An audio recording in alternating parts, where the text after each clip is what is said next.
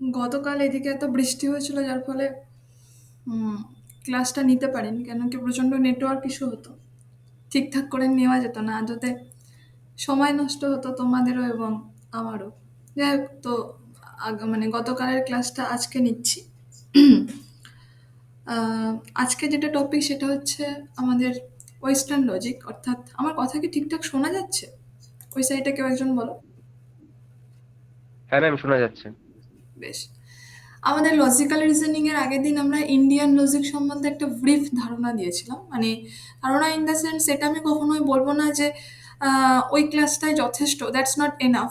আর আগের ক্লাসটা আমার সামহাও কোনো কারণে অডিও রেকর্ড হয়নি, অনলি ফর ভিডিও রেকর্ড হয়েছে, দ্যাটস ওয়াই আমি ক্লাসটা রেকর্ডিংও দিতে পারিনি। বেসিক্যালি এরকম হয় না, বহুত মানে অনেকদিন পর রেকর্ডিং অন করেছিলাম বলে হয়তো ওই দিন কিছু একটা টেকনিক্যাল এরর্স হয়ে গেছে, বা আমার হয়তো ওখানে ডাউনলোডের সময় কিছু একটা গন্ডগোল হয়েছিল, যে সামহাও কোনো একটা কারণ হবে।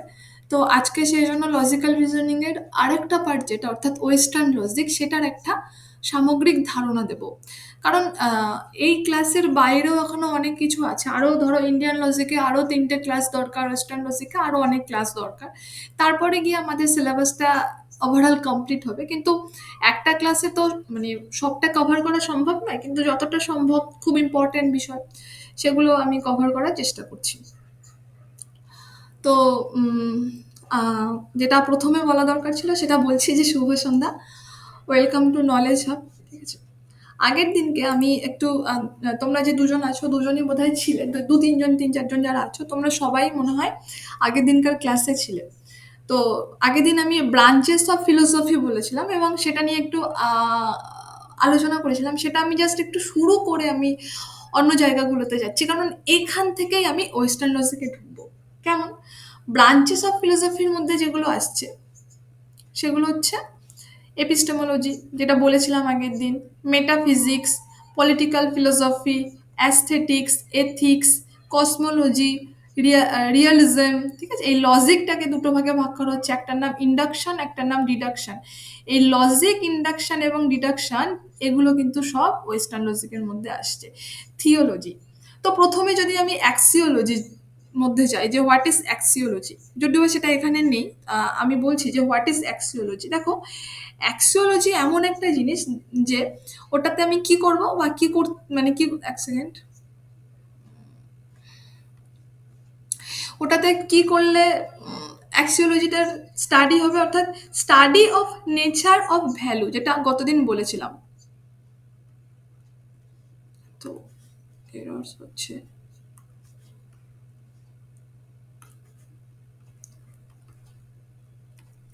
Study of nature of value, value, এটা হচ্ছে অ্যাক্সিওলজি। যদি আমি গতদিনকে তোমাদের ইয়োগা ফিলোসফির কথা বলেছিলাম, বা সাংখ্য ফিলোসফির কথা বলেছিলাম, অনেক মানে তোমার পূর্ব মীমাংসা, উত্তর মীমাংসা, হ্যাঁ, অনেক এইসব ফিলোসফির কথা বলেছিলাম। তো আমি ধরো ইয়োগা ফিলোসফিটাই ধরলাম, যে ইয়োগা ফিলোসফি পড়ার পরে যদি আমি বলি যে ইয়োগা ফিলোসফি এর তাহলে যে কি কি আমাদের লাইফে ভ্যালু অ্যাড করলো, তো এই যে ভ্যালুটা, এই ভ্যালুটা কিন্তু আসছে অ্যাক্সিওলজির মধ্যে। নেক্সট আমি আসছি যে মেটাফিজিক্স, হোয়াট ইজ মেটাফিজিক্স। দেখো, কসমোলজি অ্যান্ড অসমোলজি, এই মেটাফিজিক্সের মধ্যে দুটো, সরি, কসমোলজি অ্যান্ড অন্টোলজি, এই দুটো কিন্তু ব্রাঞ্চ চলে আসছে যেটা মেটাফিজিক্সের মধ্যে। সেই কসমোলজি আর অন্টোলজি, এই যে কসমোলজি আর একটা হচ্ছে অন্টোলজি।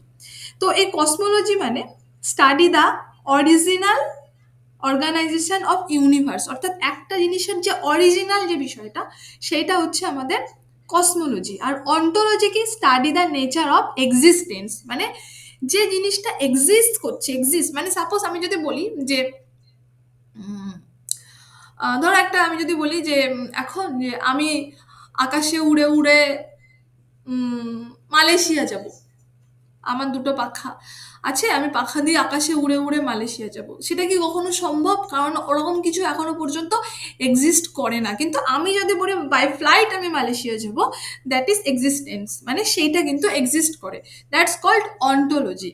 তো এমনভাবে আমরা আসছি লজিকে। তো এই লজিকটাকে টোটাল দুটো ভাগে ভাগ করা যায় ওয়েস্টার্ন ফিলোসফিতে, সেটা হচ্ছে ইন্ডাকশন আর একটা হচ্ছে ডিডাকশন।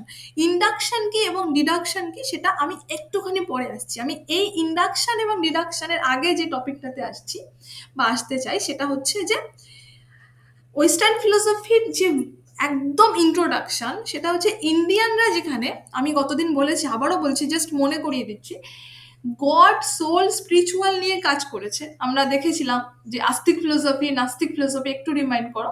তো এই গড সোল স্পিরিচুয়াল নিয়ে কাজ করে, কিন্তু এরা কাজ করেছে, অর্থাৎ ওয়েস্টার্ন ফিলোসফিরা কি নিয়ে কাজ করেছে? ওয়েস্টার্ন ফিলোসফি সবসময় কাজ করেছে, এক সেকেন্ড কোথায় চলে গেল, ওয়েস্টার্ন ফিলোসফি সবসময় কাজ করেছে নলেজ নিয়ে।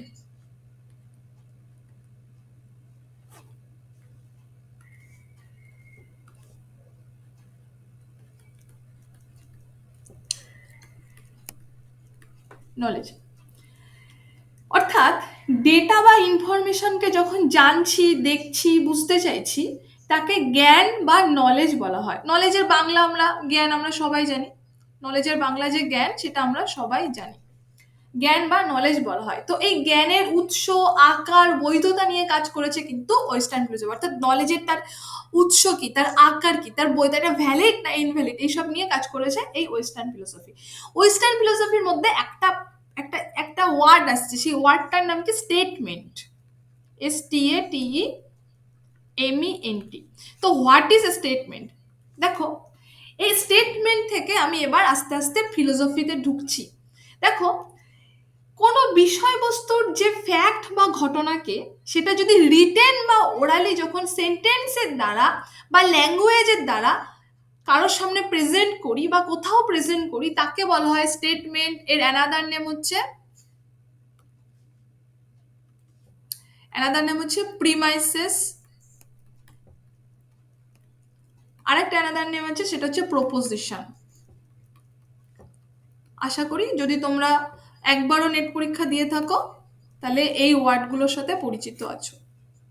প্রিমাইসেস, স্টেটমেন্ট, প্রপোজিশন, এই তিনটে জিনিস কিন্তু একই। যদি বলে প্রিমাইসেসের ক্যারেক্টারিস্টিক্স কি, অর্থাৎ বৈশিষ্ট্য কি, তাহলে কিন্তু গুলিয়ে ফেললে চলবে না। স্টেটমেন্টের যা বৈশিষ্ট্য সেটাই প্রিমাইসেসের বৈশিষ্ট্য, সেটাই প্রপোজিশনের বৈশিষ্ট্য। তাহলে এবার আমি দেখবো এর ফিচার বা ক্যারেক্টারিস্টিক্স বা বৈশিষ্ট্য।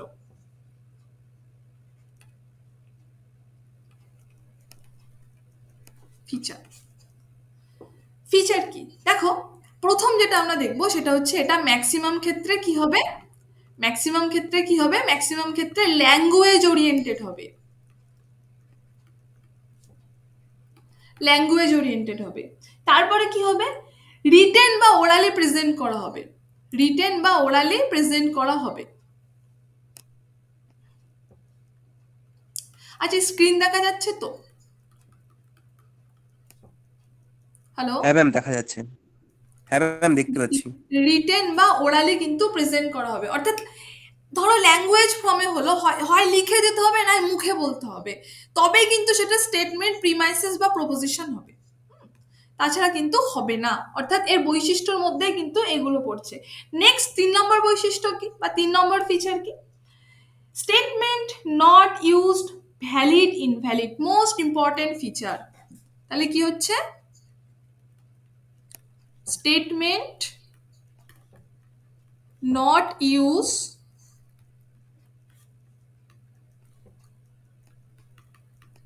Valid invalid, statement not used, valid invalid. Statement true or false হবে, অর্থাৎ এটা ভ্যালিড ইনভ্যালিড হবে না, এটা কি হবে, ট্রু এবং ফলস, ফলস হবে। এখন ভ্যালিড ইনভ্যালিড কেন হবে না, কেন ট্রু ফলস হবে, সেটা একটুখানি পরে আমরা আসছি, জাস্ট একটু বিষয়গুলো একটু জেনে নাও। অর্থাৎ স্টেটমেন্ট ইজ আইদার ট্রু নর ফলস, ট্রু আর ফলস এই দুটো কিন্তু একসাথে হবে না, মানে একটা স্টেটমেন্ট কিন্তু কিছুতেই ট্রু ফলস একসাথে হবে না, হয় ট্রু হবে নয় ফলস হবে। একটা জিনিস হয় ট্রু হবে নয় ফলস হবে, কখনো ট্রু ফলস একসাথে হবে না। অর্থাৎ same time not used true or false, কনক্লুশনকে কিন্তু স্টেটমেন্ট সাপোর্ট করবে। অর্থাৎ এর আরেকটা যে টার্ম আছে তার নাম হচ্ছে কনক্লুশন, সেটা আমি পরে আসছি। এই কনক্লুশনকে কিন্তু স্টেটমেন্ট কি করবে, সাপোর্ট করবে।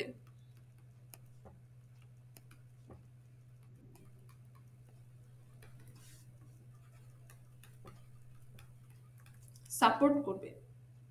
এখন নেক্সট আমরা যেটা আসছি সেটা হচ্ছে স্টেটমেন্ট ফর্ম। স্টেটমেন্ট সম্বন্ধে বুঝতে আর কোনো প্রবলেম আছে? মানে জাস্ট একটুখানি জেনে নাও, কারণ আমি জানি এটা মাথার উপর দিয়ে যাচ্ছে, যতক্ষণ না আমি এটা প্র্যাকটিক্যালি অ্যাপ্লাই করব ততক্ষণ মাথায় ঢুকবে না। তো মানে আমি যেগুলো বললাম সেগুলোতে কি বুঝতে কোনো প্রবলেম আছে? না ম্যাম, বুঝতে পেরেছি। বেশ, নেক্সট আসি। দেখো দেখেছো কতজন এসে বসে রয়েছে, আমি তো জানি।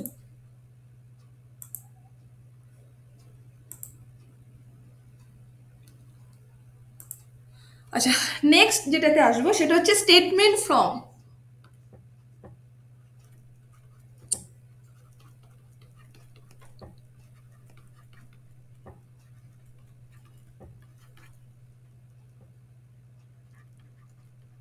স্টেটমেন্ট ফ্রম, স্টেটমেন্ট কি সেটা আমরা দেখলাম। আচ্ছা, যারা পরে আসলে তোমাদের ইয়ে করা আছে, মানে রেকর্ডিং করা আছে, রেকর্ডিংটা শুনে নিও। আমি শুনতে পাইনি তোমরা কখন জয়েন করলে, দ্যাটস ওয়াই আমাকে ইয়ে করতে দেরি হয়ে গেল। তো স্টেটমেন্ট ফ্রম এই পরে আলাদা আলাদা করে আসলে এই হয় সমস্যা।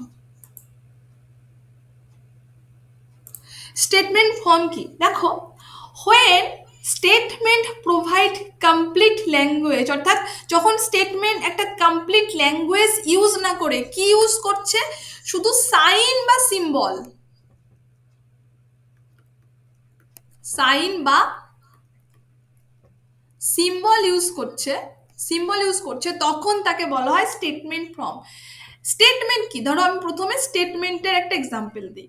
Man, all man are mortal,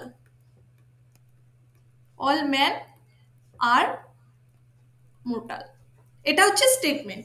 এখানে দুটো ইম্পর্টেন্ট বিষয় আছে, সেটা হচ্ছে ম্যান, দাঁড়াও মনে হয় কালারটা এর উপরে ঠিক যাচ্ছে না, সেটা হচ্ছে ম্যান, আর একটা হচ্ছে মোর্টাল।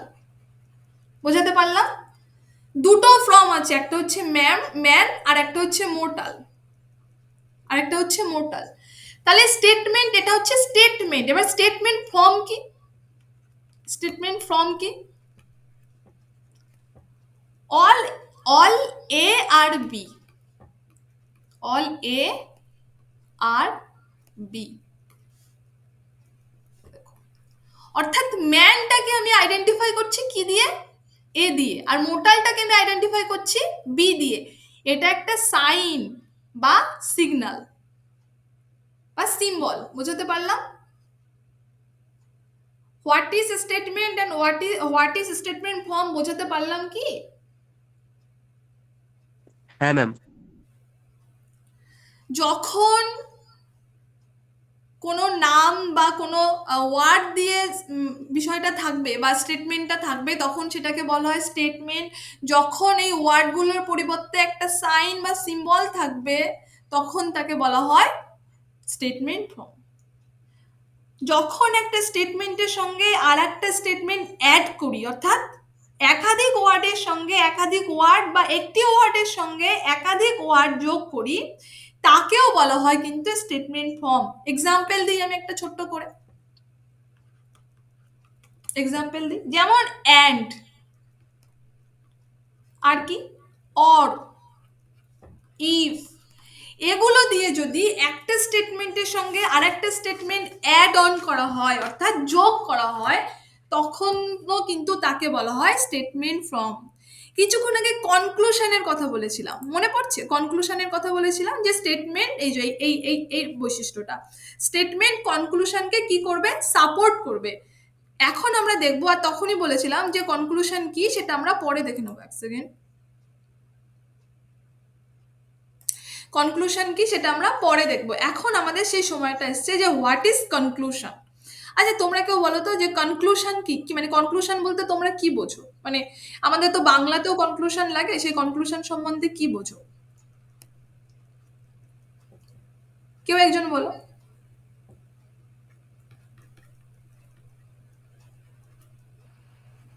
কোনো একটা লেখাকে যখন আমরা শেষ করি সেটাকে আমরা কনক্লুশন এক- বলি। কোনো একটা লেখাকে যখন আমরা শেষ করি সেটাকে আমরা কনক্লুশন বলি। শুধু শেষ না, মানে ওই ওভারঅল লেখাটাকে ওই ওই শেষটুকুর মধ্যে দিয়ে আমরা ইতি টানছি। মানে ধরো একটা কিছু ইনকমপ্লিট রেখে শেষ করে দিলাম, দ্যাটস নট কনক্লুশন। যখন কমপ্লিট করে শেষ করছি, দ্যাটস কল্ড কনক্লুশন। দেখো এবার আমি যদি তোমার ফিলোসফির ভাষায় বলি, যে যখন আমরা স্টেটমেন্ট, অ্যাপ্রোপ্রিয়েট স্টেটমেন্ট বলবো যখন সেই স্টেটমেন্টের সাহায্যে ডিসিশন বা কনক্লুশন বা ইন্টারপ্রিটেশন প্রেজেন্ট করা হয়, সেই স্টেটমেন্টের পরে যে ডিসিশনটা তাকেই বলা হয় কনক্লুশন। আবারও বলছি, তখনই আমরা স্টেটমেন্টকে অ্যাপ্রোপ্রিয়েট স্টেটমেন্ট বলবো যখন সেই স্টেটমেন্টের সাহায্যে একটা ডিসিশন, একটা কনক্লুশন বা একটা ইন্টারপ্রিটেশন প্রেজেন্ট করা হয়, তখন সেই যে ডিসিশনটাকে বা ইন্টারপ্রিটেশনটাকে কিন্তু কনক্লুশন বলবো। অর্থাৎ কনক্লুশনের অ্যানাদার টার্ম কিছু আসছে, সেটাকে কি বলছে? ডিসিশন বা ইন্টারপ্রিটেশন। যেমন একটা এক্সাম্পল দিলে বিষয়টা আরো পরিষ্কার হবে। এক্সাম্পল ধরো, প্রিমাইসেস ওয়ান। মনে করো একটুখানি আগে বললাম যে স্টেটমেন্টের অ্যানাদার নাম কিন্তু প্রিমাইসেস বা প্রপোজিশন। সো সেই জন্য আমি P1 বা S1 অ্যাজ ইউর উইশ লিখতে পারো। তো আমি প্রিমাইসেস ওয়ান লিখছি, অল ম্যান আর মোর্টাল।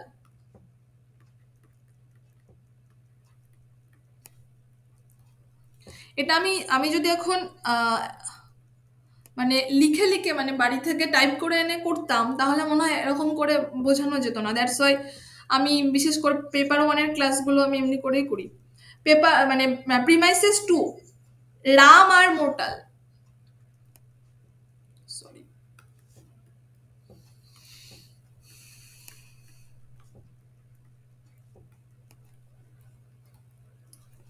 এবং নেক্সট আসছি কনক্লুশন। অর্থাৎ এই সরি সরি, রাম আর ম্যান লিখলে এটা আরো ভালো হবে। রাম আর ম্যান। এবার কনক্লুশন কি আসছে দেখো, স্টেটমেন্ট বা প্রিমাইসেস আমি দেখছি all man are mortal. Ram R man অর্থাৎ সমস্ত মানুষই মরণশীল, মোর্টাল মানে মরণশীল। রাম একজন মানুষ, তাহলে কনক্লুশন আমি করতে পারি যে রাম আর মোর্টাল।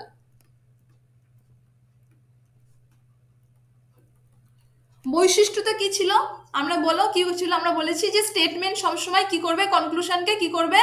সাপোর্ট করবে। সাপোর্ট কি করছে? কনক্লুশনটা টানলাম আমি কিসের ভিত্তিতে?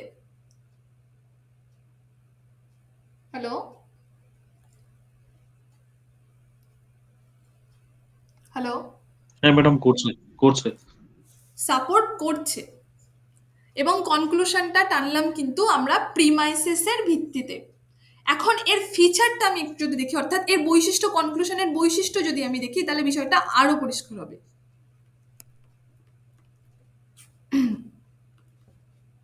ফার্স্ট ফিচার কি?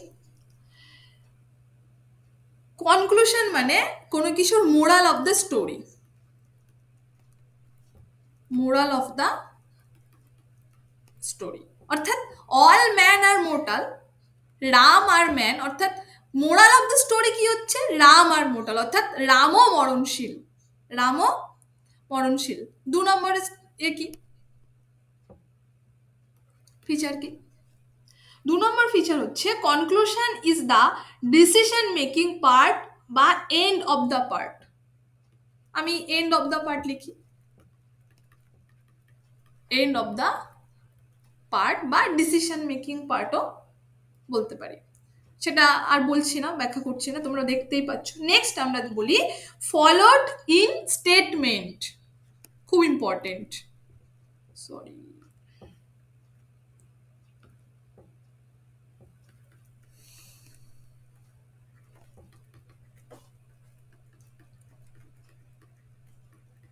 Followed in statement. দেখো স্টেটমেন্ট যেটা আছে অর্থাৎ প্রিমাইসেস যেটা আছে, সেটা কি কনক্লুশন ফলো করছে? ফলো করছে? প্রিমাইসেস বা স্টেটমেন্টকে কি কনক্লুশন ফলো করছে? হ্যাঁ ম্যাম। ফলো করছে। এখান থেকে কিন্তু প্রশ্ন আসতে পারে এবং এসেওছে আগে, যে এটা আমাদের মনে রাখতে হবে কে কাকে ফলো করছে আর কে কাকে সাপোর্ট করছে। তাহলে আরেকবার বলো যে স্টেটমেন্ট অ্যান্ড কনক্লুশন, কে কাকে ফলো করছে এবং কে কাকে সাপোর্ট করছে। দুটো শব্দ, একটা সাপোর্ট একটা ফলো।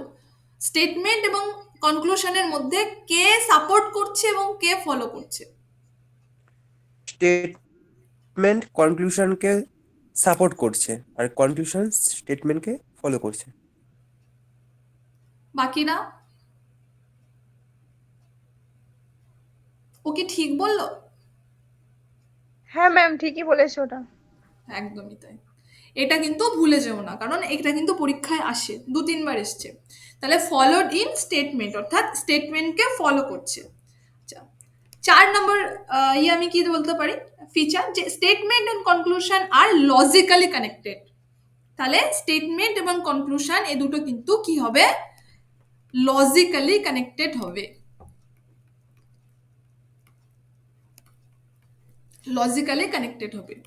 5 নম্বর কি, যে কনক্লুশন ইজ ভ্যালিড এবং invalid part. Conclusion not a true or false.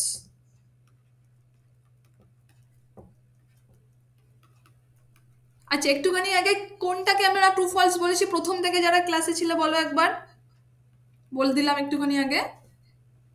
যে একটি স্টেটমেন্ট একই সঙ্গে সত্য বা মানে ট্রু বা ফলস মানে মিথ্যা হতে পারে না। একদমই। একটা স্টেটমেন্ট, হ্যাঁ বলো বলো পুরোটা বলো, ওটা একটুখানি বললে পুরোটা বলো।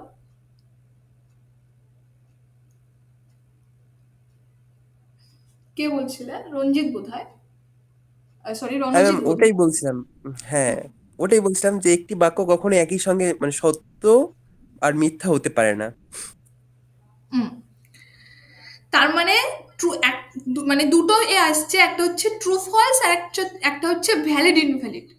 স্টেটমেন্ট কিন্তু সবসময় ট্রু এবং ফলস হবে। স্টেটমেন্ট সবসময় ট্রু এবং ফলস হবে, যেটা অলরেডি আমি লিখে দিয়েছি ফিচারে। কোথায় যেন লিখলাম, এই যে স্টেটমেন্ট সবসময় ট্রু এবং ফলস হবে, বাট কনক্লুশন কিন্তু ট্রু ফলস হবে না। কনক্লুশন কিন্তু অনলি ভ্যালিড এবং ইনভ্যালিড হবে। বোঝাতে পারলাম? অর্থাৎ conclusion is valid and invalid part, conclusion is not a true and false. আর অবভিয়াসলি যেটা স্টেটমেন্টেও বলেছি সেটা কনক্লুশনেও বলবো, কনক্লুশন কিন্তু একই সঙ্গে ভ্যালিড ইনভ্যালিড হতে পারবে না, হয় ভ্যালিড হবে নয় ইনভ্যালিড হবে। ঠিক যেমন স্টেটমেন্ট একই সঙ্গে ট্রু ফলস হতে পারবে না, হয় ট্রু হবে নয় ফলস হবে। বোঝাতে পারলাম? এই পর্যন্ত ক্লিয়ার? হ্যাঁ ম্যাম। বাকিরা?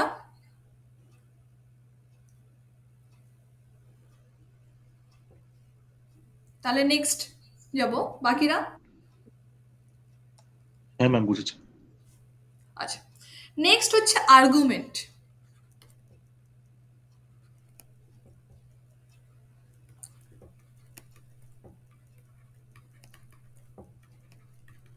আর্গুমেন্ট, স্টেটমেন্ট কি দেখলাম, কনক্লুশন কি দেখলাম, এবং এরপরে আমরা যেটা দেখছি সেটা হচ্ছে আর্গুমেন্ট। দেখো, একাধিক অর্থাৎ টু অর মোর দ্যান, মানে একাধিক আমরা তখনই বলবো যখন সেটা একের অধিক হবে, অর্থাৎ দুই বা তার বেশি স্টেটমেন্ট এবং কনক্লুশন দুটোকে আমরা একসঙ্গে বলবো আর্গুমেন্ট। এই যে এক্সাম্পলটা আমরা দিলাম, এই যে এক্সাম্পলটা, এটাকে আমরা কি বলবো, স্টেটমেন্ট। অর্থাৎ all man are mortal, Ram R mortal, sorry Ram R man, এটাকে আমরা স্টেটমেন্ট বলবো এই দুটোকে। তাই তো? ক্লিয়ার? এই দুটো স্টেটমেন্ট, তাই তো? কনফিউশন নেই তো কোথাও? প্রিমাইসেস বা প্রপোজিশন বা স্টেটমেন্ট। আর এটাকে আমরা বলবো, এটাকে আমরা বলবো কনক্লুশন। বোঝাতে পারছি? হ্যাঁ ম্যাম। হ্যাঁ ম্যাম। এই দুটোকে আমরা একসাথে বলবো, কনক্লুশন এবং স্টেটমেন্ট দুটোকে আমরা একসাথে বলবো কি, দুটোকে একসাথে কি বলবো? আর্গুমেন্ট। আর্গুমেন্ট।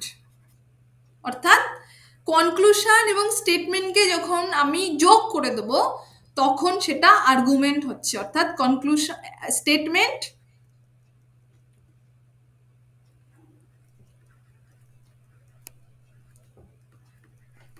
প্লাস কনক্লুশন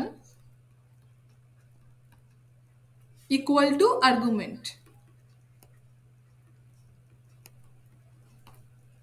বুঝাতে পারলাম? হ্যাঁ ম্যাম।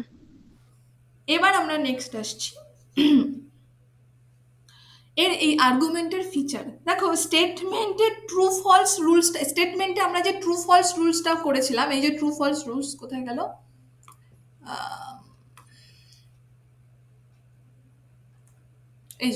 এই যে ট্রু ফলস রুলসটা আমরা করেছিলাম, এই ট্রু ফলস রুলসটা বাদ দিয়ে স্টেটমেন্ট প্লাস কনক্লুশনের সমস্ত ফিচার আর্গুমেন্টের ফিচার। স্টেটমেন্টের ট্রু ফলস রুলসটা বাদ দিয়ে স্টেটমেন্ট এবং কনক্লুশনের সমস্ত ফিচার হচ্ছে আর্গুমেন্টের ফিচার। অর্থাৎ বলো এবার আর্গুমেন্ট ভ্যালিড ইনভ্যালিড নাকি ট্রু ফলস? Valid invalid. একদমই। তাহলে আর্গুমেন্ট অলওয়েজ কি হবে? ভ্যালিড এবং ইনভ্যালিড। ভ্যালিড এবং ইনভ্যালিড। এই ভ্যালিড ইনভ্যালিডের সঙ্গে আরো একটা জিনিস আসছে যেটা ভ্যালিড এবং ইনভ্যালিডের উপরে ডিপেন্ড করছে, সেটা কি? Strong and weak. Strong and weak সেটা আমরা পরে দেখবো যখন আমরা আর্গুমেন্ট পড়বো। আর্গুমেন্টের তো ভাগ আছে বিভিন্ন, তো সেই আর্গুমেন্টগুলো যখন আমরা পড়বো তখন আমরা দেখবো। এবার তোমরা বলো যে স্টেটমেন্ট কি, কনক্লুশন কি এবং আর্গুমেন্ট কি, এই তিনটে বিষয় কি বোঝাতে পারলাম?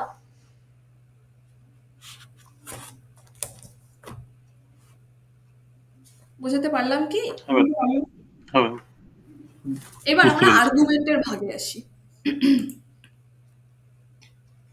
দেখো বেসিক্যালি আর্গুমেন্টকে কয়েকটি ভাগে ভাগ করা যায়। যেমন ডিডাকটিভ আর্গুমেন্ট, এখানে লিখেই দিই, যেমন ডিডাকটিভ আর্গুমেন্ট,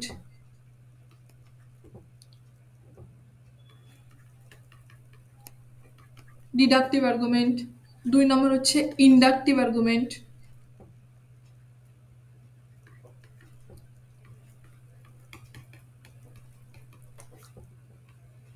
3 নম্বর হচ্ছে অ্যানালিটিক্যাল আর্গুমেন্ট।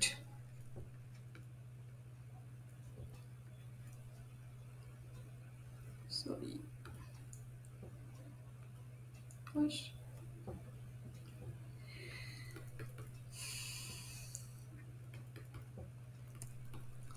Analytical argument. 4 নম্বর কি আসছে? Hypothetical argument.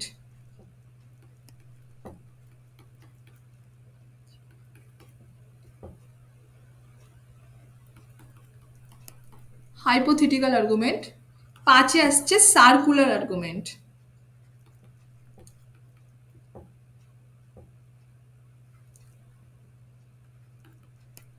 আমরা ফার্স্ট যেটা পড়বো সেটা হচ্ছে এই ডিডাকটিভ আর্গুমেন্ট। এই ডিডাকটিভ আর্গুমেন্ট তো প্রথম ডিডাকটিভ আর্গুমেন্ট পড়ি।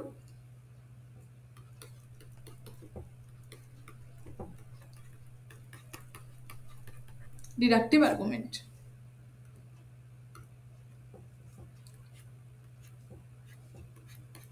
দেখো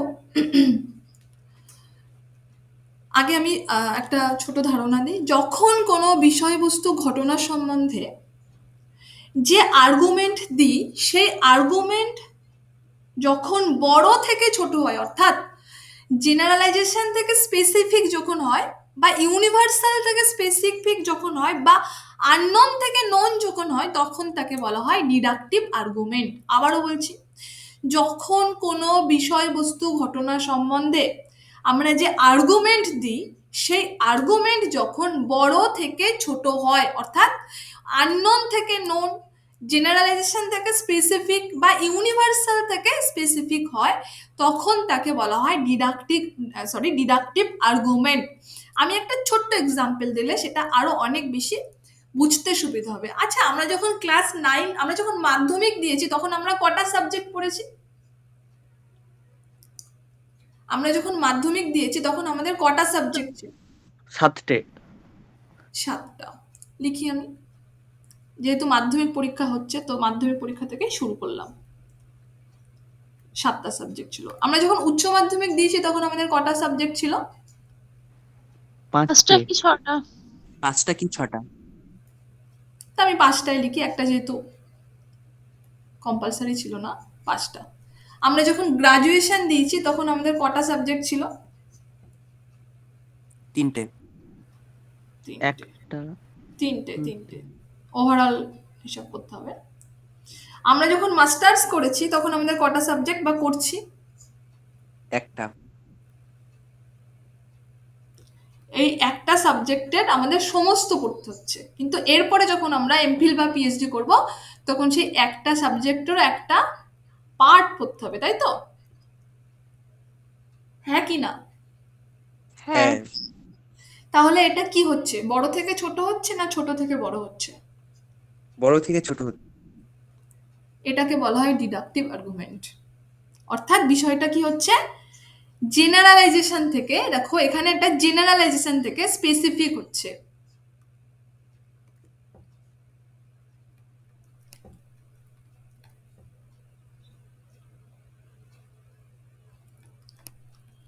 আর লিখছে না, টিআইওএন থেকে স্পেসিফিক হচ্ছে,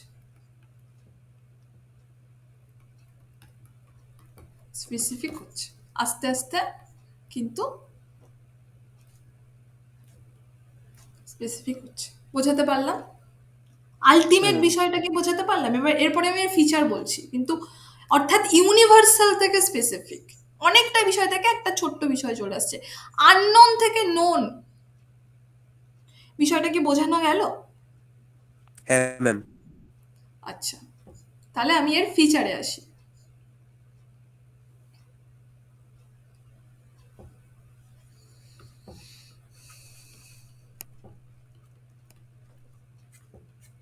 কি কি ফিচার? ফার্স্ট, ওই যেটা বারবার করে বলছি, যে ডিডাকটিভ আর্গুমেন্ট সবসময় জেনারেলাইজেশন থেকে স্পেসিফিক হবে।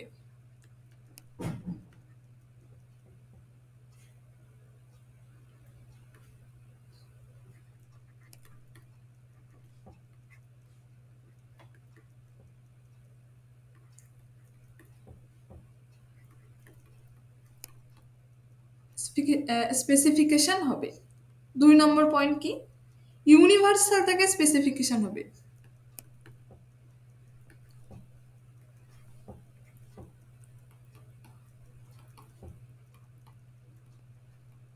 ইউনিভার্সাল থেকে স্পেসিফিকেশন হবে। 3 নম্বর পয়েন্ট কি দিতে পারি? অবজারভেশন বা এক্সপেরিমেন্ট ওরিয়েন্টেড হবে। অর্থাৎ একটা ডিডাকটিভ আর্গুমেন্ট যখন জেনারেলাইজেশন থেকে স্পেসিফিক হবে, অর্থাৎ আমি যখন মাধ্যমিকে পড়েছি তখন, আর এবং আমি যখন কেউ যখন মাস্টার্স কমপ্লিট করে রিসার্চ করছে, তখন এর যে জার্নিটা কেউ লাভ মেরে মেরে তো যায়নি, প্রত্যেকটা কিন্তু অবজারভেশন এবং এক্সপেরিমেন্ট ওরিয়েন্টেড হয়েছে। অর্থাৎ ডিডাকটিভ আর্গুমেন্ট সবসময় কি অবজারভেশন বা এক্সপেরিয়েন্ট ওরিয়েন্টেড হবে।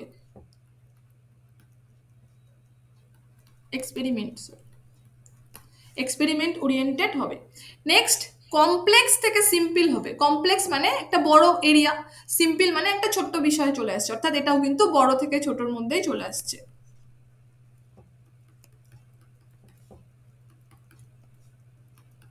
কমপ্লেক্স থেকে সিম্পল হবে।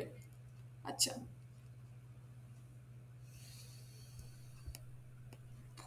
5 নম্বর পয়েন্ট কি দিতে পারি?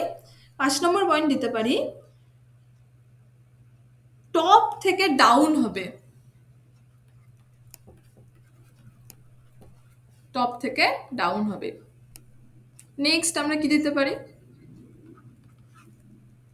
Valid invalid. দাঁড়াও এক সেকেন্ড, ডিডাকটিভ আর্গুমেন্ট সবসময় ভ্যালিড ইনভ্যালিড হবে।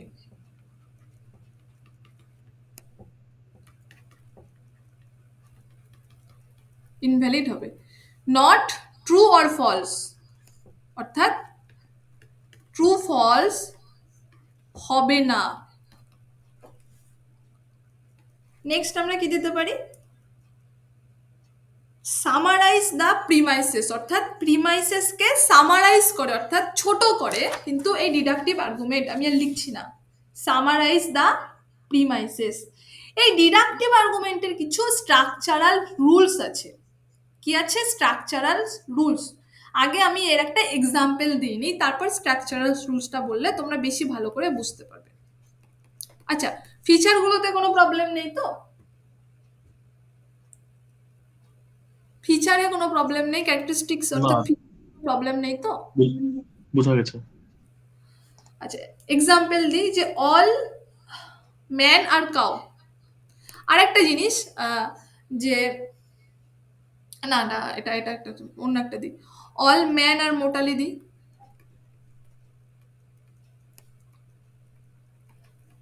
আর মোটালি দিই। আচ্ছা, স্টেটমেন্ট এটা 1 বা প্রিমাইসেস 1, যা খুশি লিখবে। আমি স্টেটমেন্ট 1 লিখি, আগের বার যখন প্রিমাইসেস 1 লিখেছিলাম, এটা স্টেটমেন্ট 2। অল ম্যান আর মোটাল, তারপরে লিখি যে রাম আর ম্যান, কনক্লুশন লিখি রাম আর মোটাল। আচ্ছা, এই ডিডাকটিভ আর্গুমেন্টটা দেখলে একটা আর্গুমেন্ট। এবার এর রুলসগুলো আমি যখন বলবো, সেই রুলসটার সঙ্গে আমরা আর্গুমেন্টটাকে আমরা কি করব, মেলাবো। ফার্স্ট রুলস কি, ডিডাকটিভ আর্গুমেন্টে ম্যাক্সিমাম কেসে বা অধিকাংশ সময়ে দুটো স্টেটমেন্ট এবং একটা কনক্লুশন হয়। মিলেছে কি এটা? দুটো স্টেটমেন্ট এবং একটা কনক্লুশন কি মিলেছে? হ্যাঁ ম্যাম।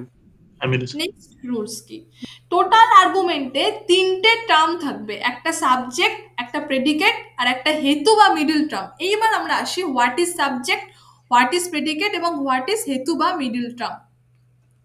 দেখো, man subject, মোটাল predicate, man subject, মোটাল predicate, আর একটা হচ্ছে হেতু বা মিডল টার্ম। সেই হেতু আর মিডল টার্মটা কি?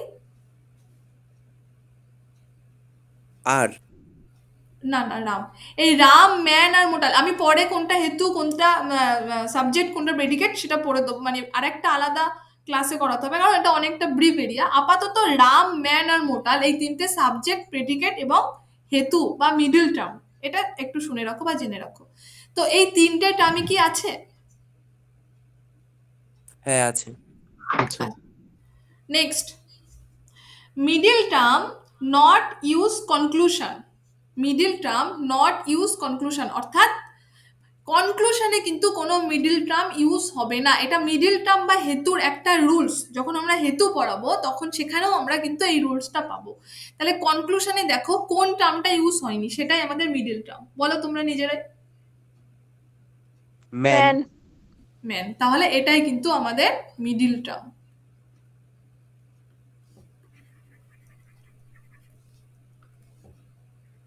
এটাই আমাদের মিডল টার্ম। আচ্ছা, next, every term 2 Times use. দেখো এখানে দুটো, একটা মানে প্রত্যেকটা টার্ম, রাম, ম্যান আর মোটাল, প্রত্যেকটা কি দুবার করে ইউজ হয়েছে?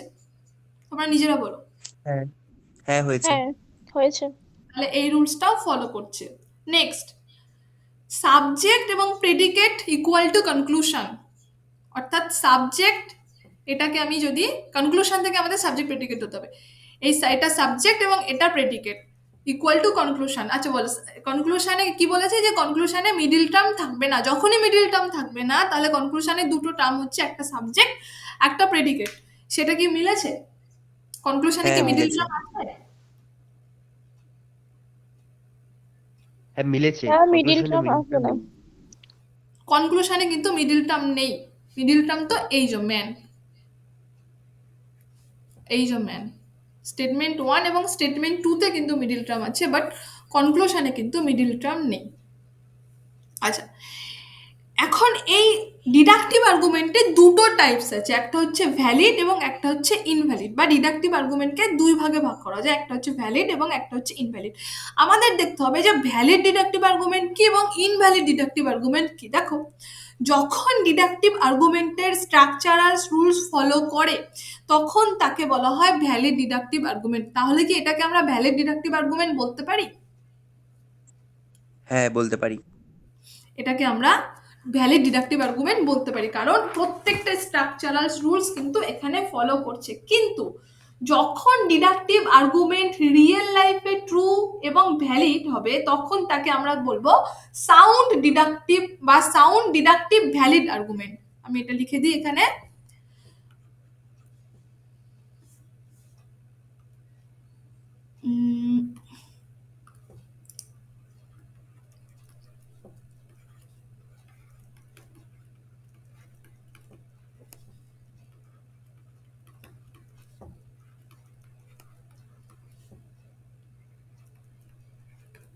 Sound deductive valid argument. কখন আমরা সাউন্ড ডিডাকটিভ ভ্যালিড আর্গুমেন্ট বলবো? যখন আমরা দেখব যে ডিডাকটিভ আর্গুমেন্ট রিয়েল লাইফে ট্রু এবং ভ্যালিড, তখন তাকে আমরা বলবো সাউন্ড ডিডাকটিভ ভ্যালিড আর্গুমেন্ট। এই অল ম্যান আর মোর্টাল মানে সমস্ত মানুষ মরণশীল, রাম একজন মানুষ এবং রাম হয় মরণশীল, এটা কি সত্যি সত্যি নাকি অবাস্তব নাকি বাস্তব? রিয়েল লাইফ ট্রু মানে বাস্তব ঘটনা, এটা কি বাস্তব অর্থাৎ রিয়েল লাইফের সাথে যায়? হ্যাঁ, এটা বাস্তব ঘটনা। হ্যাঁ এটা বাস্তব। বেশ, তাহলে এটাকে আমরা বলবো সাউন্ড ডিডাকটিভ ভ্যালিড আর্গুমেন্ট। এবার আসছে যে আনসাউন্ড ডিডাকটিভ ভ্যালিড আর্গুমেন্ট কি? আনসাউন্ড ডিডাকটিভ ভ্যালিড আর্গুমেন্ট আমাদের যে একটা রুলস ছিল, সেই রুলসটা হচ্ছে যে রিয়েল লাইফে ট্রু হবে না হয় ফলস হবে। এই 6 নম্বর রুলসটা ফলো করছে, কিন্তু কিভাবে ফলো করছে? যে এটা রিয়েল লাইফে ফলস হচ্ছে। যেমন যেটা একটুখানি আগে বলেছিলাম, আর একবার বলি, মানে বলতে বলতে থেমে গেছিলাম। All man are mortal, statement 1, sorry all man R cow,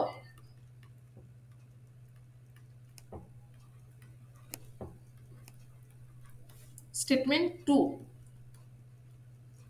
Ram R man,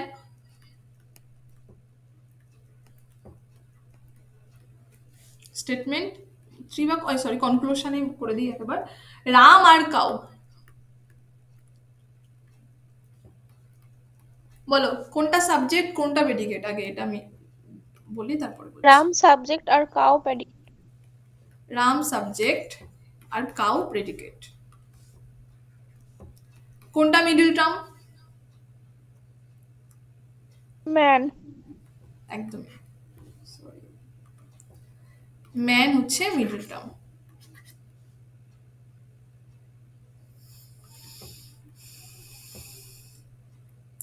এবার বলো এটা কি রিয়েল লাইফ ট্রু না ফলস? ফলস। এটা ট্রু নয়, ফলস। তাহলে এটাকে আমরা কি বলবো? Unsound deductive. Unfound deductive argument. একদমই, আনসাউন্ড ডিডাকটিভ ভ্যালিড আর্গুমেন্ট। এটা কিন্তু ভ্যালিড, কারণ এখানে কিন্তু রুলস গুলো প্রায় সবই ফলো করছে, শুধু রিয়েল লাইফ ফলস, তাই এটাকে বলবো আনসাউন্ড ডিডাকটিভ ভ্যালিড আর্গুমেন্ট।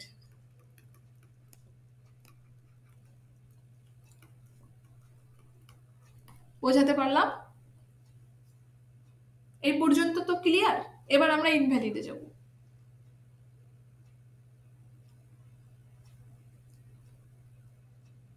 এই পর্যন্ত ক্লিয়ার হয়েছে? ম্যাম। হ্যাঁ ম্যাম, হয়েছে ক্লিয়ার। নেক্সট, এবার আমরা যাচ্ছি ইনভ্যালিড ডিডাকটিভ আর্গুমেন্ট, অর্থাৎ যেখানে ওই যে রুলসগুলো আমরা বললাম এই রুলসগুলো ফলো করে না। আমি এখানেও একটা এক্সাম্পল দিই। স্টেটমেন্ট 1, অল ম্যান আর কাউ।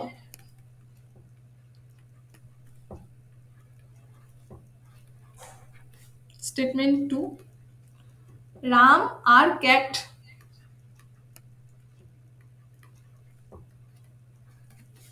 কনক্লুশন, রাম আর কাউ। বলো কেন এটা ইনভ্যালিড?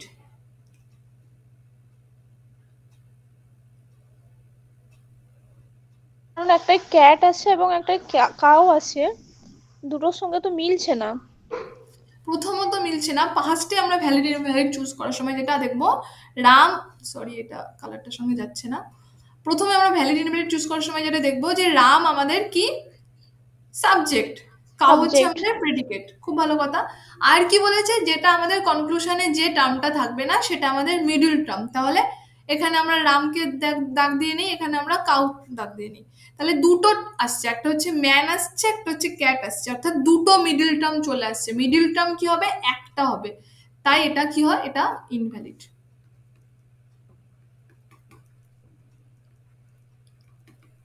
বোঝাতে পারলাম? হ্যাঁ ম্যাম। বেশ, নেক্সট আমরা তাহলে ইন্ডাকটিভ আর্গুমেন্টে কি যাব? হ্যাঁ ম্যাম।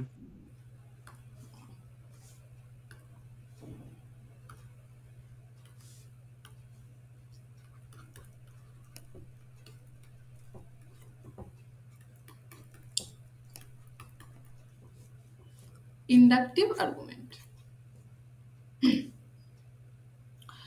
আমরা আগেরবার কি বলেছিলাম যে এখানে সবসময় কি হয়? বড় থেকে ছোট হয়। ইন্ডাকটিভ আর্গুমেন্ট কিন্তু এই ডিডাকটিভ আর্গুমেন্টের সবসময় অপোজিট, অর্থাৎ ইন্ডাকটিভ আর্গুমেন্টে কি হয়? ইন্ডাকটিভ আর্গুমেন্টে সবসময় ছোট থেকে বড় হয়। Specific to general.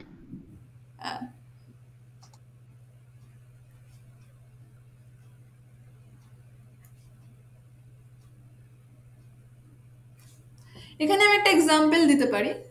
যখন আমরা যখন কোনো গবেষণা করি বা কোনো থিসিস লিখি, তখন তার একটা কি থাকে? টাইটেল থাকে। তো হ্যাঁ। একটা ছোট্ট একটা এক লাইনের টাইটেল থাকে, সেই এক লাইনের টাইটেলের উপর ভিত্তি করে আমরা 500 কথা লিখি। অর্থাৎ এটা কি হচ্ছে? স্পেসিফিক থেকে জেনারেল হচ্ছে কি? হ্যাঁ হচ্ছে। এইটা দিয়ে আমরা এই ইন্ডাকটিভটাকে মনে রাখতে পারি বা আইডেন্টিফাই করতে পারি। এর যে ফিচারগুলো আমরা পাবো বা আমরা এর যে ফিচারগুলো দেখবো সেগুলো কি কি?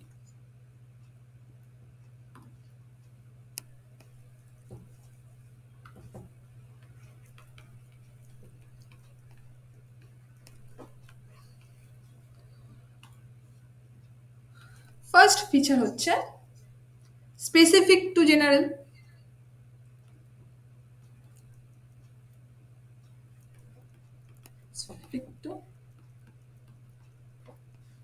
সেকেন্ড ফিচার হচ্ছে এক্সাম্পল থেকে ডেফিনেশন।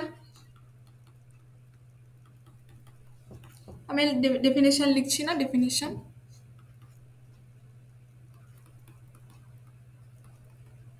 অর্থাৎ আমি একটা এক্সাম্পল দিলাম, যেটা বারবার করে বলছি, সেই এক্সাম্পলটা ধরো আমি এক্সাম্পলটা দিলাম, এক্সাম্পলটা দেওয়ার পর আমি অনেকক্ষণ ধরে এক্সাম্পলটা সম্বন্ধে বললাম, এটা কিন্তু অর্থাৎ একটা স্পেসিফিক একটা ছোট থেকে বড় হচ্ছে। ধরো একটা ছোট্ট এক্সাম্পল দিয়ে দেখবে অনেকটা বড় করে তার ব্যাখ্যা দেওয়া থাকে অনেক বইতে, সেটাও কিন্তু ওই একটা ইন্ডাকটিভ আর্গুমেন্টের মধ্যেই পড়ছে। নেক্সট, কনক্লুশন থেকে স্টেটমেন্ট। আমরা আগের বার কি দেখেছিলাম? স্টেটমেন্ট থেকে কনক্লুশন।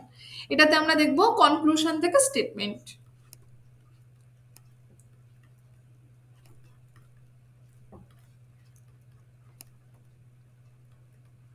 কনক্লুশন থেকে স্টেটমেন্ট।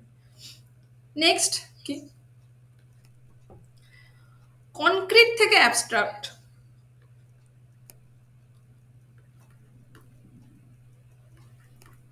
কনক্রিট থেকে অ্যাবস্ট্রাক্ট। অর্থাৎ কনক্রিট থেকে অ্যাবস্ট্রাক্ট কি? কনক্রিট মানে কি? একটা, বলো কেউ একজন, কনক্রিট আর অ্যাবস্ট্রাক্ট মানে কি বলো?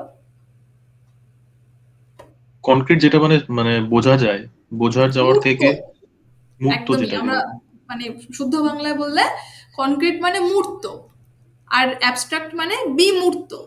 যেটা আমাদের চোখের সামনে দেখতে পাচ্ছি সেটাকে আমরা কনক্রিট বলছি, যেটা আমরা দেখতে পাচ্ছি না, একদম ব্লার বা সামনে, যেমন ধরো আজকের দিনটাকে যদি আমি কনক্রিট বলি, যে আজকের দিনে আমি প্রেজেন্ট আছি, আমি দেখতে পাচ্ছি, বাট আজ থেকে ধরো সাপোজ 1 মাস পর যে দিনটা, অর্থাৎ ফেব্রুয়ারি মাসের, আজকে কত তারিখ? 2 তারিখ, সরি এটা ফেব্রুয়ারি মাসের 2 তারিখ, আমি যদি মার্চের 2 তারিখ বলি তাহলে কিন্তু সেটাকে আমরা বলবো অ্যাবস্ট্রাক্ট, কারণ ওটা কিন্তু বিমূর্ত, আমরা দেখতে পাচ্ছি না। বোঝাতে পারলাম?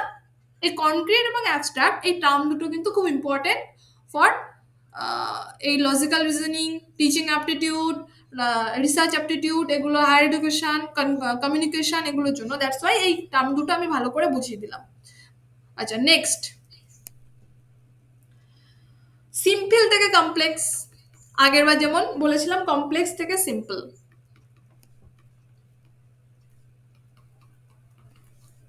সিম্পল থেকে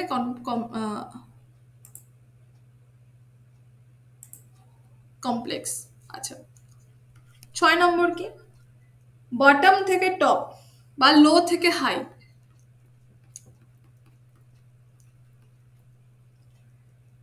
তারপরে আরেকটা জিনিস যেটা ইম্পর্টেন্ট, সেটা অনলি টাইম অবজারভেশন বা পারসেপশন ওরিয়েন্টেড। ইন্ডাকটিভ আর্গুমেন্ট সবসময় টাইম অবজারভেশন বা পারসেপশন ওরিয়েন্টেড।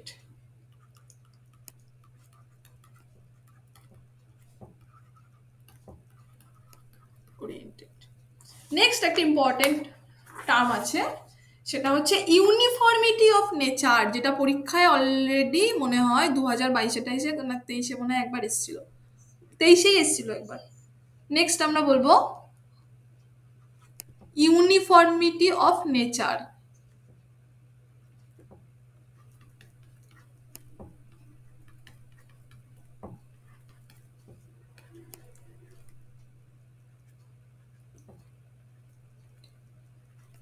যদি বলে যে ইউনিফর্মিটি অফ নেচার এটা ডিডাকটিভ আর্গুমেন্ট, ইন্ডাকটিভ আর্গুমেন্ট, নাকি হাইপোথেটিক্যাল আর্গুমেন্ট, নাকি সার্কুলার আর্গুমেন্ট, তখন সেটা আমাদের কিন্তু মনে রাখতে হবে যে এটা কিন্তু ইন্ডাকটিভ আর্গুমেন্ট।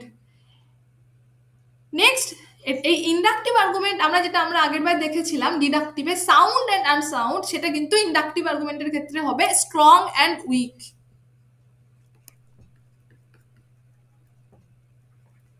ম্যাডাম এই কথাটার মানেটা কি, ইউনিফর্মিটি অফ নেচার?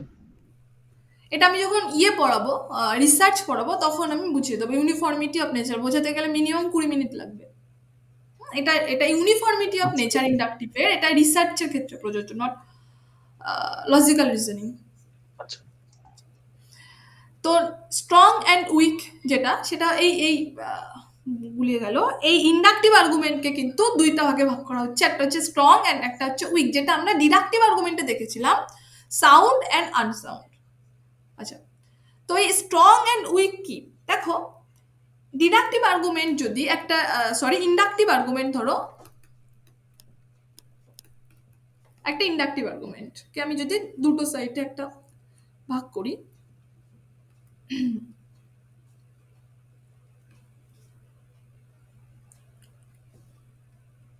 দুটো সাইডে ভাগ করি,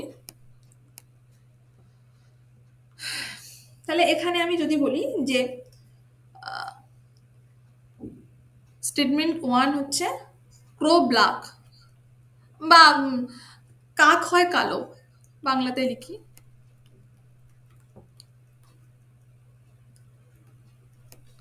স্টেটমেন্ট 2 ওই সেম, কাক হয় কালো। স্টেটমেন্ট 3 ও আমি আর এখানে জায়গা নেই বলে এই পেজটাতে আর বাড়াচ্ছি না, কাক হয় কালো। স্টেটমেন্ট 4 ও ক্রো আর ব্ল্যাক, কাক হয় কালো।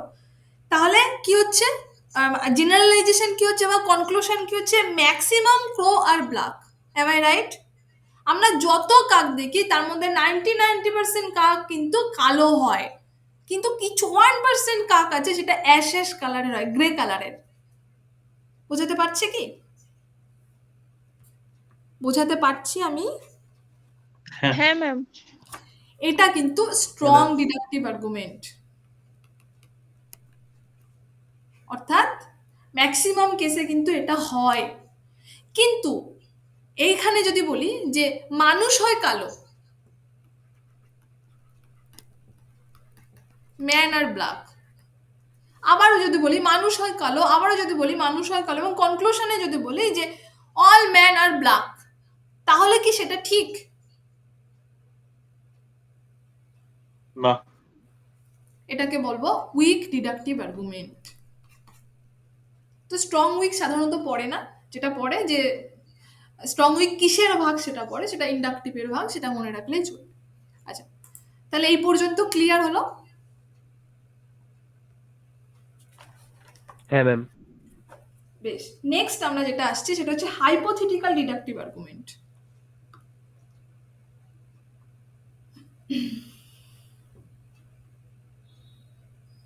আর একটা জিনিস, যে এই যে স্ট্রং ডিডাকটিভ আর্গুমেন্ট, এটাকে আমরা মাঝে মাঝে বলা হয় কোজেন্ট ডিডাকটিভ আর্গুমেন্ট, COJENT।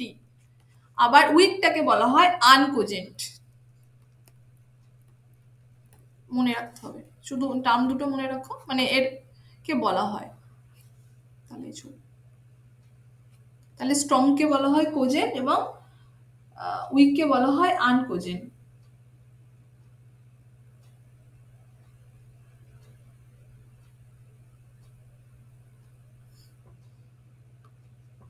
আচ্ছা, নেক্সট হচ্ছে হাইপোথেটিক্যাল আর্গুমেন্ট।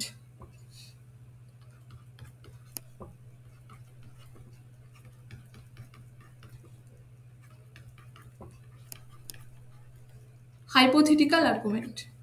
তো হাইপোথেটিক্যাল আর্গুমেন্ট কি? দেখো, এই হাইপোথেটিক্যাল শব্দটা যখন আমরা বলছি, এর সঙ্গে সঙ্গে দুটো শব্দ চলে আসে। একটা হচ্ছে অ্যাজাম্পশন,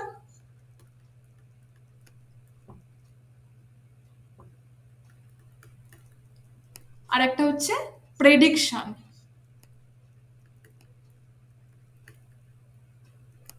একটা হচ্ছে অ্যাজাম্পশন আর একটা হচ্ছে প্রেডিকশন।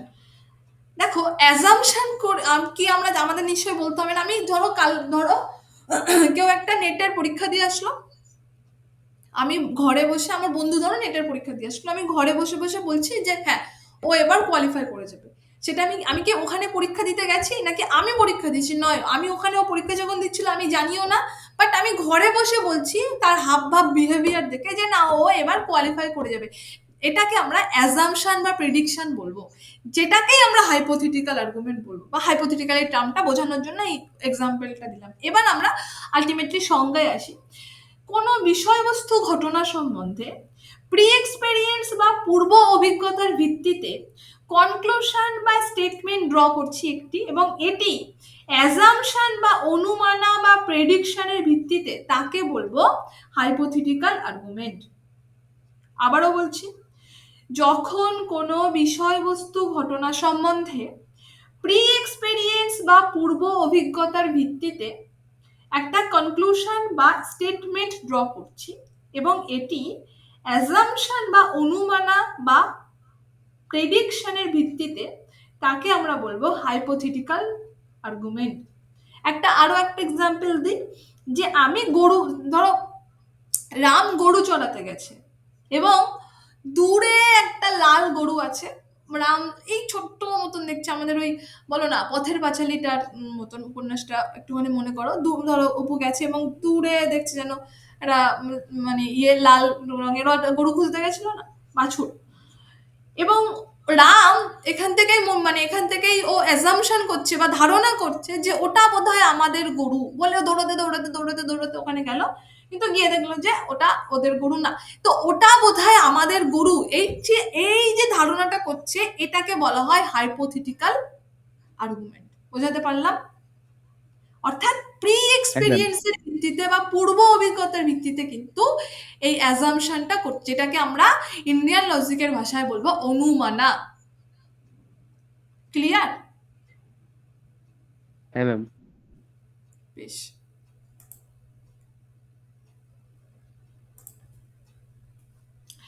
এই হাইপোথেটিক্যাল আর্গুমেন্টের কিছু রুলস আছে।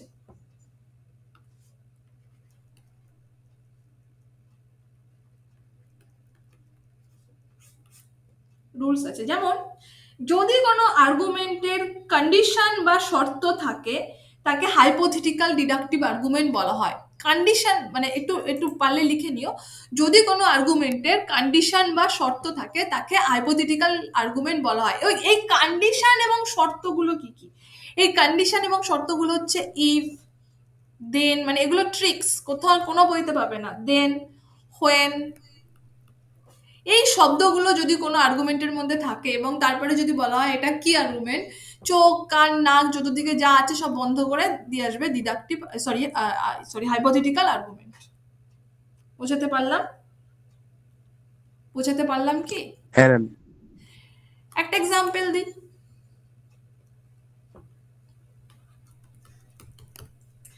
ইফ রাম কাম,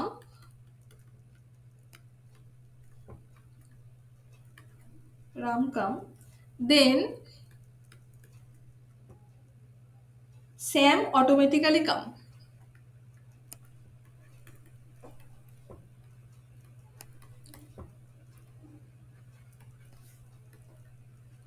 বলো,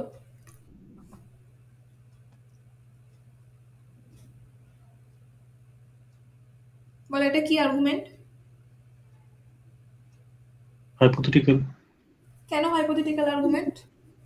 ইফ দেন দুটোই আছে। দেন একদম। দুটোই আছে। একদম। আচ্ছা, নেক্সট আমরা যেটাতে আসবো সেটা হচ্ছে অ্যানালিটিক্যাল আর্গুমেন্ট।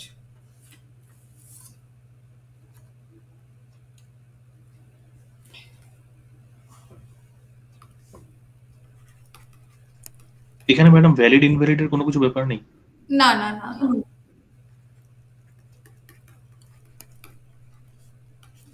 Analytical argument. তো এই অ্যানালিটিক্যাল আর্গুমেন্ট কি? দেখো, যখন কোনো আর্গুমেন্টের ডিসিশন বা সিমিলারিটি বা কম্প্যারিজন বা অবজারভেশন বা ইনফরমেশন অফ ডিসিশন ড্র করা হয়, তখন তাকে বলা হয় অ্যানালিটিক্যাল আর্গুমেন্ট। আবারও বলছি, যখন কোনো আর্গুমেন্টের একটা ডিসিশন বা সিমিলারিটি বা কম্প্যারিজন বা অবজারভেশন বা ইউনিফর্মিটি অফ ডিসিশন ড্র করা হয়, তখন তাকে বলা হয় অ্যানালিটিক্যাল আর্গুমেন্ট। একটা ছোট্ট এক্সাম্পল দিই। নম্বর 1 বা প্রিমাইসেস 1,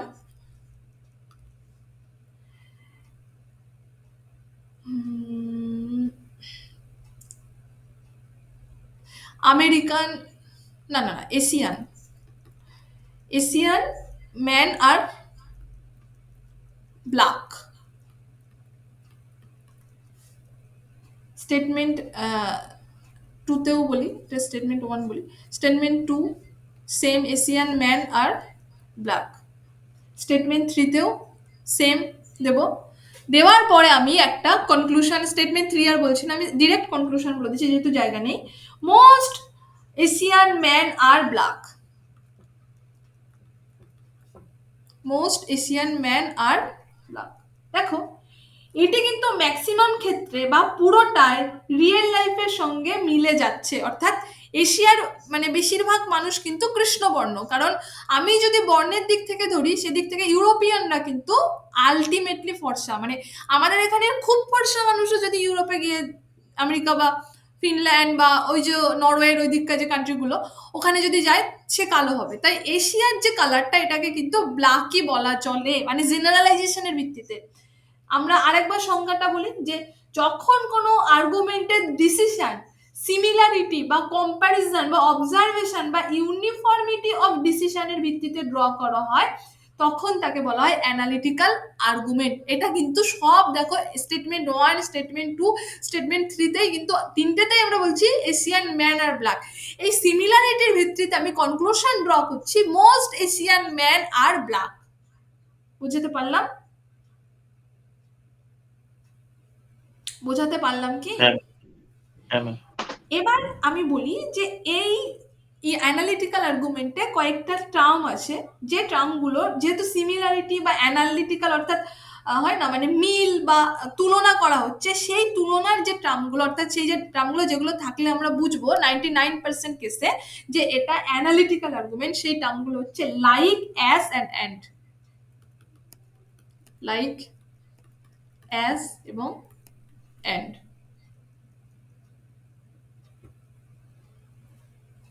লাইক, অ্যাজ এবং অ্যান্ড। আচ্ছা, নেক্সট হচ্ছে সার্কুলার আর্গুমেন্ট। হাইপোথেটিক্যাল আর্গুমেন্টে ইফ দেন আর একটা কি বললেন? হাইপোথেটিক্যাল আর্গুমেন্টে বলেছে if then and when. Next হচ্ছে সার্কুলার আর্গুমেন্ট।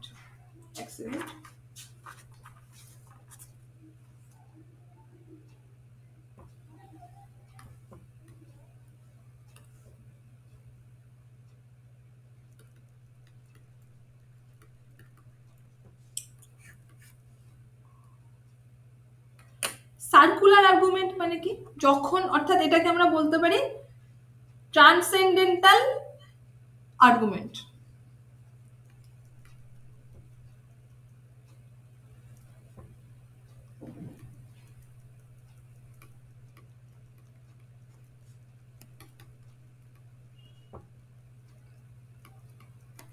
Transcendental argument. অর্থাৎ যখন একাধিক স্টেটমেন্ট মানে একের অধিক অর্থাৎ টু অর মোর স্টেটমেন্ট নিজের কক্ষে নিজেই ঘুরতে থাকে এবং লাস্টে কনক্লুশন ড্র হয়, তখন তাকে বলা হয় সার্কুলার আর্গুমেন্ট। আমি যদি এটাকে মানে ছোট ট্রিক্স অ্যাপ্লাই করি, তখন এখানে দেখবে যে একটা একটা টার্ম বারবার করে ঘুরছে। মানে ধরো 2 লাইনের একটা আর্গুমেন্ট, তার মধ্যে এখানে এই একটা টার্ম, আবার দেখবে এখানে পাচ্ছি সেই টার্মটা, আবার ধরো দেখা গেল এখানে পাচ্ছি সেই টার্মটা। এরকম যখন আমরা দেখবো তখন সেটাকে আমরা বলবো সার্কুলার আর্গুমেন্ট। একটা এক্সাম্পল দিলে আরো ভালো পরিষ্কার হয়ে যাবে বিষয়টা, এবং এক্সাম্পলটা এনটিএরই 2 এক্সাম্পল, আমার নয়। গড ইজ দাঁড়াও,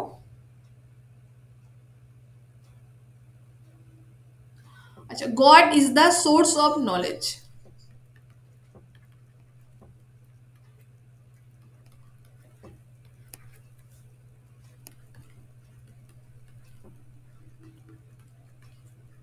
Knowledge.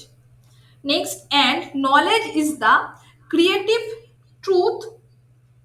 So, truth is God.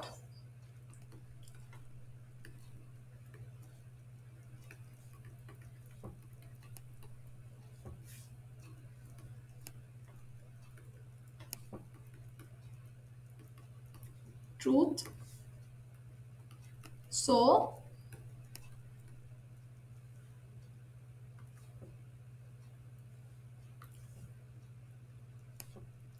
truth is God.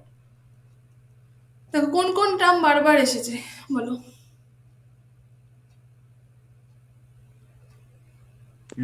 Knowledge, god, knowledge, god বারবার এসেছে, Truth. নলেজ বারবার Truth. এসেছে। যখন একটা টার্ম বারবার করে আসছে তখন তাকে বলা হয় কি না সার্কুলার ডিডাকটিভ আর্গুমেন্ট। সার্কুলার মানেই ঘুরছে, আমরা সবাই জানি। এখানে একবার ধরো একটা আসলো, সেই সেমটা আবার এখানে আসলো, সেই সেমটা আবার এখানে আসলো, এটাকে বলা হয় সার্কুলার আর্গুমেন্ট। বোঝাতে পারলাম কি সার্কুলার আর্গুমেন্ট?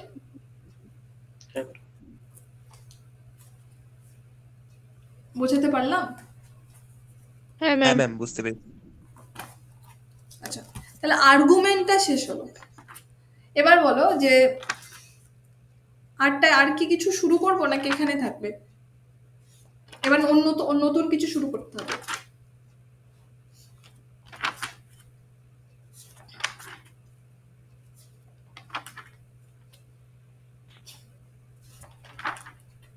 মাথার মধ্যে কি ঢুকছে? যদি ঢোকে তাহলে আরেকটা জিনিস শুরু করি। হ্যাঁ ম্যাডাম, করুন।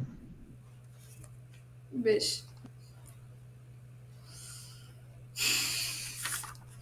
আমাদের পরীক্ষায় একটা জিনিস আসে কমন, সেটা হচ্ছে ট্রু ফলস।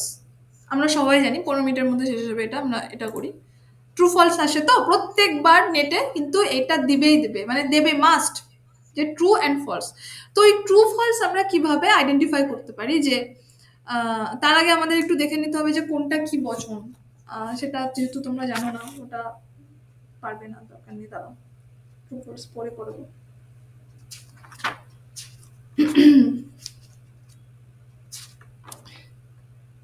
দাঁড়াও এক সেকেন্ড।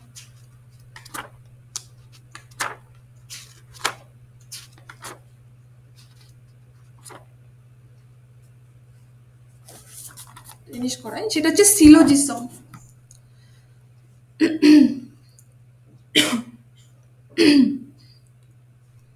সিলোজিজম।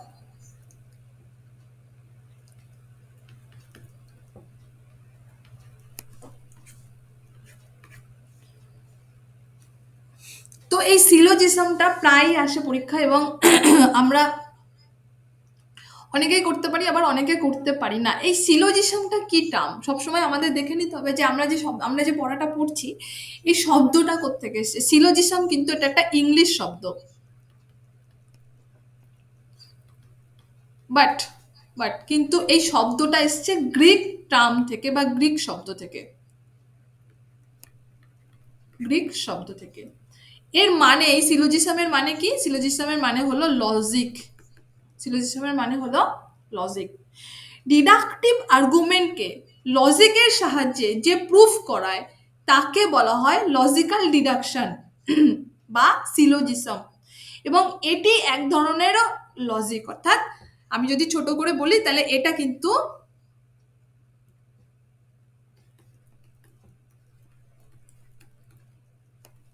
ডিডাকটিভ আর্গুমেন্টকে প্রুফ করাচ্ছে।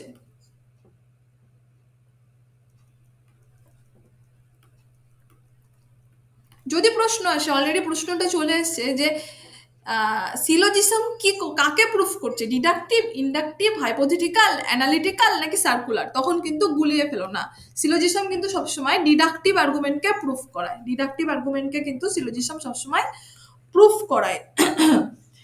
আর দুটো স্টেটমেন্ট মানে টু স্টেটমেন্ট টু কনক্লুশন এবং ব্যতিক্রম ক্ষেত্রে যদি, অর্থাৎ খুব এক্সেপশনাল কেস যদি হয়, তাহলে ওয়ান স্টেটমেন্ট টু কনক্লুশন কিন্তু সবসময় এই ডিডাকটিভ আর্গুমেন্ট হয় এবং সিলোজিসম হয়। স্টেটমেন্টে যা আছে আমরা তাই দেখবো। আমরা যখন সিলোজিসম করব তখন স্টেটমেন্টে যা আছে আমরা তাই দেখবো। যদি স্টেটমেন্টে থাকে যে দ্য ম্যান মানে অল ম্যান আর কাউ বা অল ম্যান ইজ কাউ, তাহলে সেটা কিন্তু আমরা এরকম দেখে চলে আসবো না।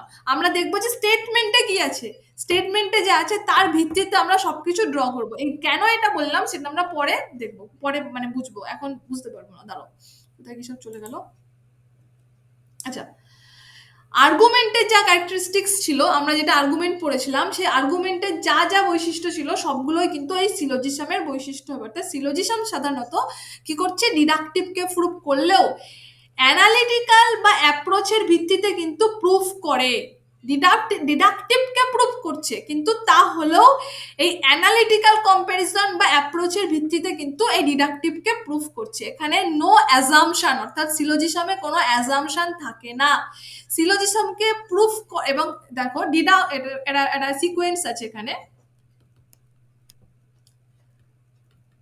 ডিডাকটিভ আর্গুমেন্টকে প্রুফ করছে কে, সিলোজিসম।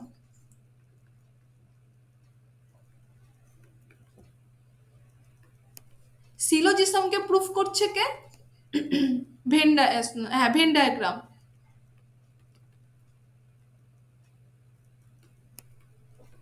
Venn diagram. তাহলে ডিডাকটিভকে প্রুফ করছে সিলোজিসম এবং সিলোজিসমকে কিন্তু প্রুফ করছে ভেন ডায়াগ্রাম। অর্থাৎ statement plus conclusion equal to argument.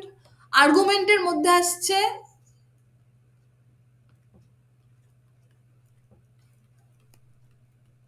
Statement plus conclusion, conclusion equal to argument. আমরা সবাই জানি আর্গুমেন্টকে ভাগ করছি, সেই আর্গুমেন্ট থেকে আসছে ডিডাকটিভ আর্গুমেন্ট। ডিডাকটিভ আর্গুমেন্টকে প্রুফ করাচ্ছে কে, সিলোজিসম। সিলোজিসমকে প্রুফ করাচ্ছে ভেন ডায়াগ্রাম। Venn diagram. এবার দেখবো এই ভেন ডায়াগ্রাম কি, what is Venn diagram.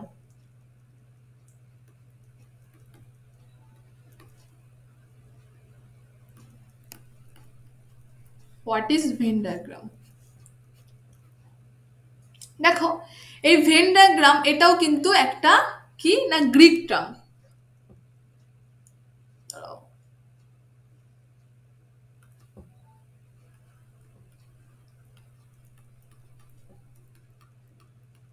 Greek term. এর মানে হলো লজিক, এর মানে হলো লজিক। এবং এই ভেন ডায়াগ্রামটাও কিন্তু একটা অ্যানালিটিক্যাল অ্যাপ্রোচ। ভেন ডায়াগ্রামকে সবসময় আমরা ভিজুয়ালি দেখবো, অর্থাৎ ভিজুয়ালি আমরা যা দেখবো চোখের সামনে আমরা সেটাই কিন্তু ড্র করব। আমরা কিন্তু এর ওই দিক সেদিক কোনো দিকই ভাববো না। কনক্লুশন মানে একটা ডিসিশন মেকিং, অর্থাৎ একটা স্টেটমেন্ট বা দুটো স্টেটমেন্ট থেকে আমরা কনক্লুশন ড্র করব। ভেন ডায়াগ্রাম শুধুমাত্র ডিডাকটিভকে প্রুফ করে না, এটি মাঝে মাঝে কিছু কিছু ক্ষেত্রে ইন্ডাকটিভকেও প্রুফ করে, কিন্তু সেটা 99% ক্ষেত্রে ডিডাকটিভকে প্রুফ করলে 1% ক্ষেত্রে ইন্ডাকটিভকে প্রুফ করে।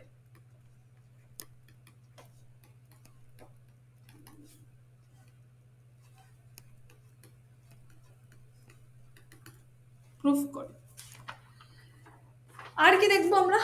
আর দেখবো যে এটা স্ট্যাটিকের ক্ষেত্রে স্ট্যাটিক্স যেটা স্ট্যাটিস্টিক্স, সেই স্ট্যাটিস্টিক্সের ক্ষেত্রে কিন্তু ইউজ করা হয়, হাইপোথিসিসে ইউজ হয় এবং এটাকে ভ্যালিড ইনভ্যালিড বলা হয়। তাহলে এই ভেন ডায়াগ্রামকে আমরা কি বলবো? ট্রু ফলস কিন্তু বলবো না, এটাকে আমরা বলবো valid invalid.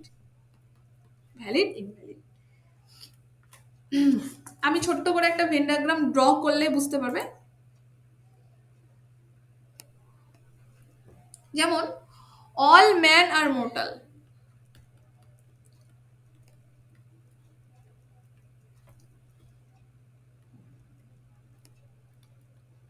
all men are mortal, but all men are not mortal.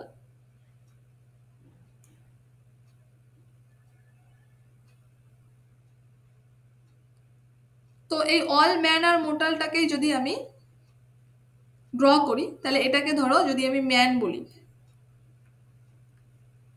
এই অল ম্যান, ম্যান তো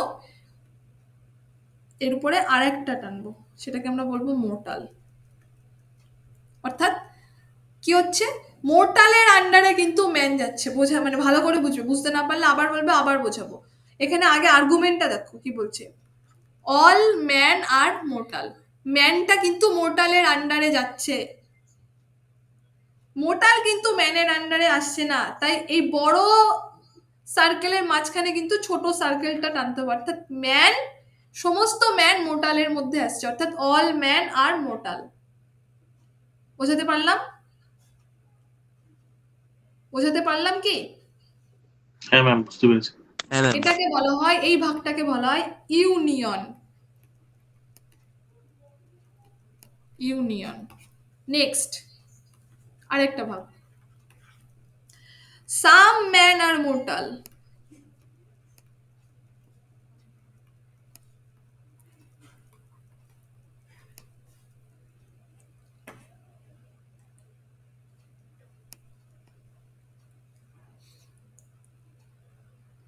একটা নামলাম, সাম বলেছে যেহেতু আর একটা নিলাম, সাম ম্যান আর মোর্টাল। এটা ম্যান, এটা মোর্টাল। বলেছে কি সাম ম্যান আর মোর্টাল, এই সামটা কিন্তু এই যে, অর্থাৎ কিছু কিছু ম্যান বা কিছু কিছু মানুষ হয় মরণশীল, সবাই না। তাহলে এই যে সার্কেলটা এর মধ্যে চলে যাচ্ছে, এরা কিন্তু মরণশীল, এরা কিন্তু মরণশীল নয়, এরা কিন্তু মরণশীল নয়। বোঝাতে পারলাম?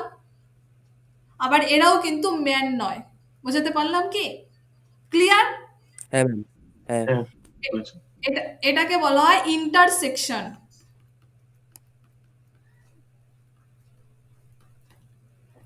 এটাকে বলা হয় ইন্টারসেকশন। নেক্সট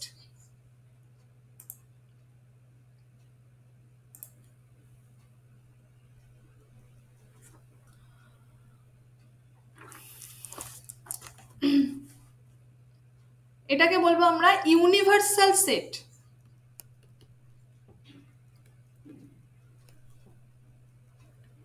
ইউনিভার্সাল সেট,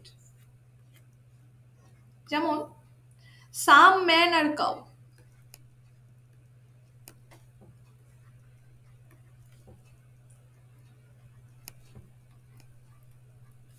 2 নম্বর, সাম কাউ আর গড, বা সাম কাউ আর ডগ, গড বা ডগ, ডগই করি।